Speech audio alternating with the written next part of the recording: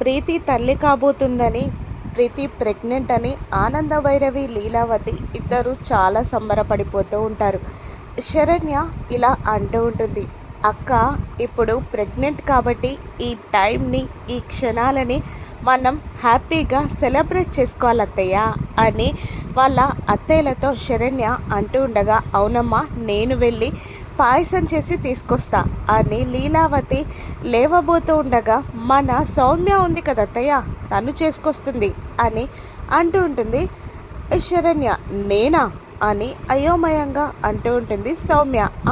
అవును నువ్వే, ఈరోజే నీ చేత్తో పాయసం చేయడం అదే స్పెషల్, ఒక సర్ప్రైజ్ కూడా ఉంది అని సౌమ్యని అందరి ముందు శరణ్య ఇరికిస్తుంది. దాంతో చేసేది లేక పాయసం చేసి తీసుకొచ్చి అందరికీ అందిస్తూ ఉంటుంది సౌమ్య.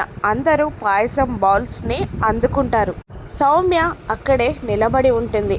ఇక ఆనంద భైరవి శరణ్య వైపు చూస్తూ, అమ్మా శరణ్య, ఏదో సర్ప్రైజ్ అన్నావు కదా, ఏంటమ్మా అది అని అంటుండగా, అవును గుడ్ న్యూస్, సర్ప్రైజే నిజంగా అని అంటూ ఉండగా, ఏంటి అన్నట్టు అందరూ శరణ్య వైపు చూస్తూ ఉంటారు.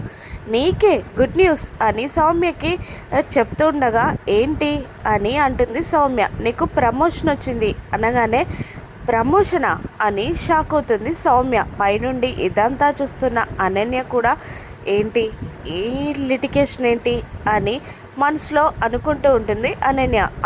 అవును ప్రమోషనే నీకే, కానీ చెన్నైకి ట్రాన్స్ఫర్ అయింది అని శరణ్య చెప్పగానే సౌమ్యతో పాటు అనన్య ఇద్దరు షాక్. ఓ అని ఆనంద భైరవి దర్శన్ ఇద్దరు హ్యాపీగా ఫీల్ అవుతారు. ఆ ప్రమోషన్ని, ట్రాన్స్ఫర్ని యాక్సెప్ట్ చేసి సౌమ్య వెళ్ళిపోతుందా? రాను ఎపిసోడ్స్లో చూద్దాం. Thank you for watching.